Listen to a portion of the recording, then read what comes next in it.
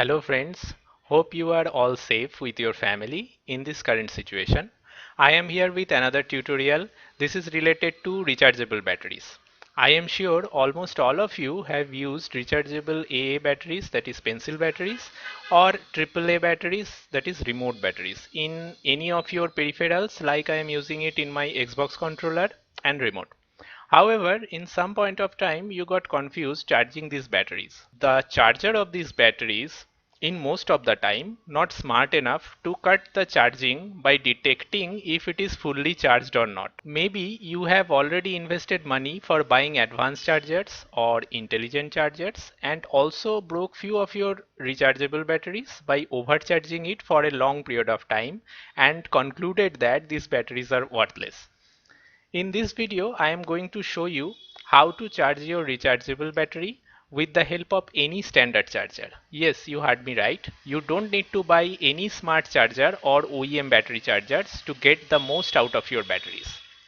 So first of all, you need to find out the optimal charging time for your battery and your charger. First of all, check the level of your rechargeable battery and find out the standard charging time. I have shown an example here. You can see if you follow the level of my Eneloop Pro battery, it is clearly written that the capacity of this battery is 2450 milliamp hour. 16 hour is the charging time and 245 milliamp is the charging current. Now you have to follow the information written on your charger to find the output current during charging. Here you can see in my Sony charger it is clearly written 200 milliamp is the charging current for AA size batteries. Now take a calculator because you need to do some very simple calculation for one time only. Here you can see the capacity of this battery is 2450 milliamp hour.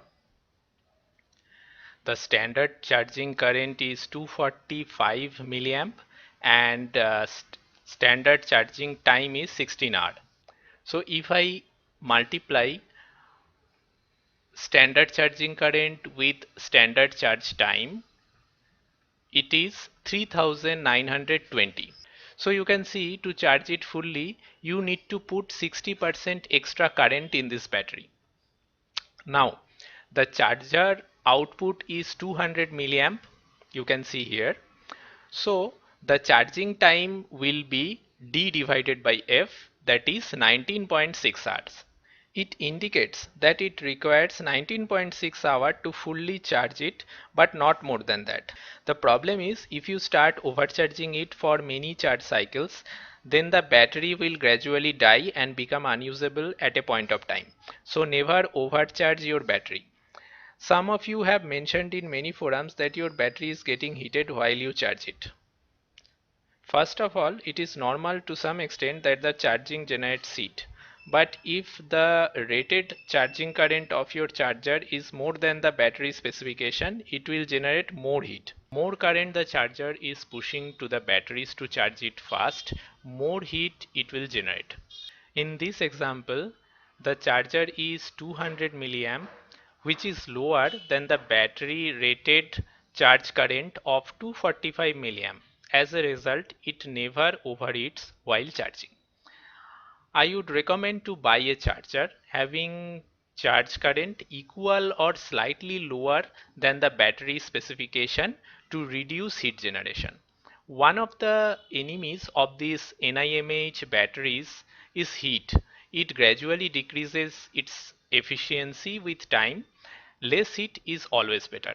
So if you follow this chart to calculate the optimal charging time and be a bit more disciplined while you charge it, your rechargeable battery will remain healthy for a longer period of time. So this wraps the entire thing. I hope you have learned something new. If this video is helpful, please make sure to like it, share it with your friends to help them, and lastly, please subscribe my channel. I bring different types of tips and tricks and troubleshooting videos, and your subscription keeps me motivated to bring more contents. Thanks for watching. Have a great day.